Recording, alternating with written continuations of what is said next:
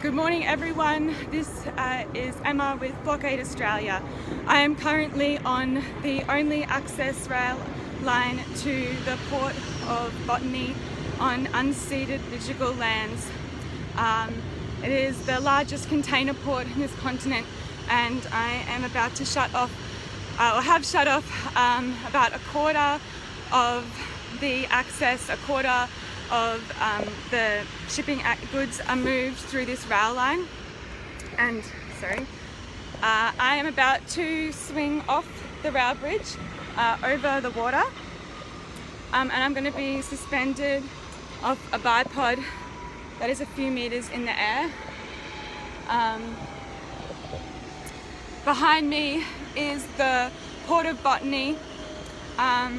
It is where the colonisation and destruction of this continent and these lands began. I want to pay respect to the Bidjigal people whose land I'm taking action on today, for their elders past, present and emerging, for their staunch resistance to the empire that first landed here in Botany Bay in 1770. It was an empire that started with violence and destruction and attempted genocide, and it set a precedent for what Australia would become. The destruction of these lands, of people, of culture has been intentional, and the powers that be have prioritised the economic wealth or political power of an elite few, and used a policy of extractivism and destruction to extract and exploit everything they could from these lands and people. And they move around these goods by roads, ports and rails, and that's why I'm attached to this bipod on the biggest choke point that I could think of on this continent. And because to create real change, we're going to have to materially disrupt the functioning and the facade of so-called Australia. And that is why Blockade Australia uses strategic direct action to target economic bottlenecks and centres of political and economic power. When I say economic, I don't just mean money, but I mean the flow of goods and labour that are exploited and extracted from this earth. And we know it doesn't have to be like this, and we know that there's no real place within the system as it stands for change. It is working exactly as designed. The climate crisis is a consequence of our exploitative and extractive system. So for those just tuning in, maybe people off-site can do the live description. Had a bit of trouble here. I am on the only rail access line to the Port of Botany. So you can see there's two tracks, one in, one out. And this here is a bipod structure. It is two metal poles that are attached to the rail line below me, and then a rope runs across the other side and it's attached to the other track. So this means that the Empire of Australia can't, for the time that me and these two metal poles and a bit of rope are here, they can't use this port as intended. It's the only port in Australia that has rail line access right up to the terminals. They have completely destroyed the landscape here. All the port terminals are completely human-made. The land, they've created new land mass, totally destroying the coastline here just so that they could exploit wealth and resources from this country. When I say country, I mean land.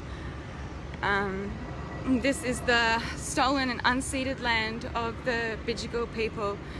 They resisted colonisation from when Captain Cook first landed here in 1770 and fired shots at Bidjigal people.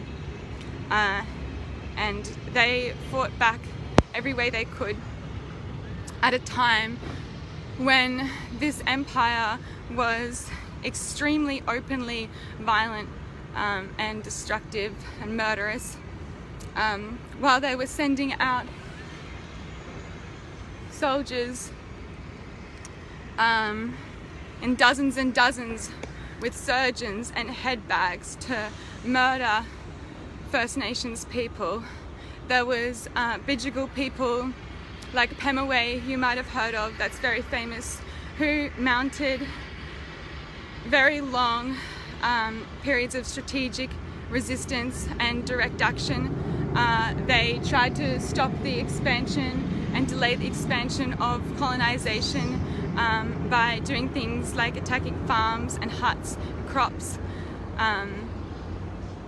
And what the British government did was murder people like Pemaway and ship their skulls off to England, and things like this have still never been returned. It's not even known where Pemaway's skull is. There are shields they stole the first time they came to this land that are still held in British museums. It's like some kind of sick joke that it's actually gotten this far, to be honest. And yeah, I take action in solidarity with the Bidjigal people and their resistance. It's a view of the river. The sun is coming up. There's still no sign of police or rail workers. Sorry, that's why I'm looking around a bit. I'm gonna swing out on the bipod once they get close. So I'll try to attach myself for that, and hopefully your viewing is as best it can be. But yeah, it might be a bit patchy for a couple of minutes in a second. So I also have a backpack on with this lock on my back, and when I get to the top of this bipod, I will, and when the police get close, I will lock on to that lock on at the top of the bipod. Hopefully this spot is particularly difficult for them to remove me from. There's not really road access and there's water below. So if you're just tuning in, I'm on the only rail access line to the Port of Botany. This is a period of mobilisation against this port. It's the 4th day of action, and it is strategic, targeted disruption and direct action at choke points and supply lines that will materially affect the functioning of Australia and force it to stop its destructive actions. There is no time for asking nicely or signing petitions or holding placards. This destruction and desecration and exploitation is entirely intentional. They know exactly what they're doing. We've known about the climate crisis for really well for decades, but actually for hundreds of years. And it's not, that knowledge is not enough to create change when there's people who are benefiting off the exploitation of others. This entire system needs to go. The entire system is working exactly as designed, and it is set up so that for some people to make more money, to have more power, it inherently means that other people have less and don't have what they need. This system isn't just one that destroys ecosystems or causes 200 species to go extinct every single day. Every single day. It's not just causing the Arctic to lose all permanent ice this year. The ice caps are melting at alarming rates.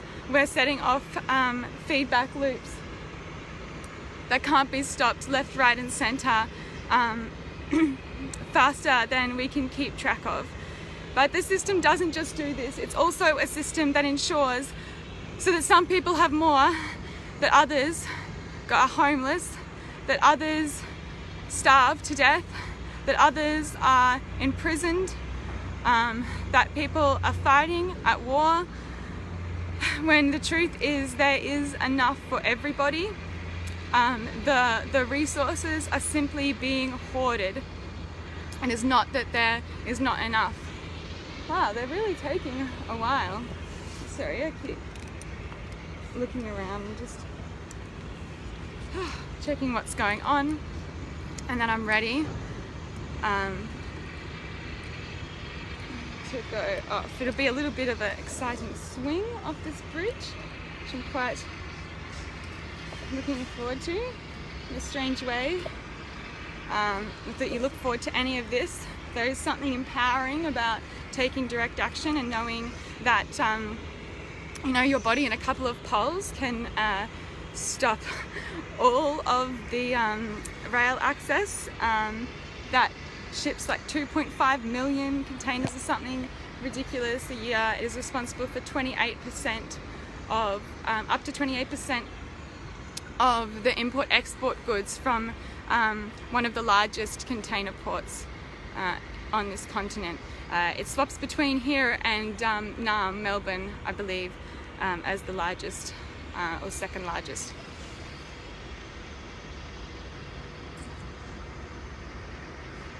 Got some workers behind me, but they're quite a way in the distance. Can you see? Sorry, I'll try to give you a better view.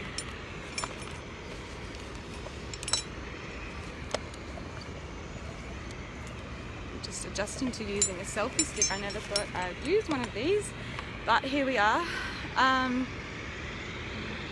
But yeah, as I was saying, there's something empowering about taking direct action like this, and knowing that you can actually do something outside of the system. You don't have to wait for some magic bullet or some magical change from politicians.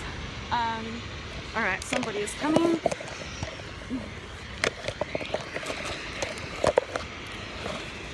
I don't know.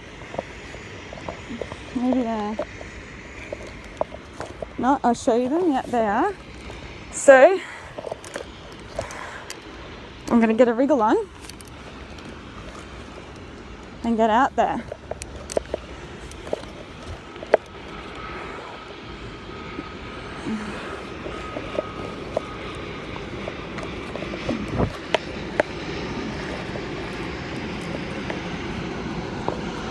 Oh no. Maybe there. Sorry. Just setting myself up. You can see rail workers at the end of the track. Alright. Off we go!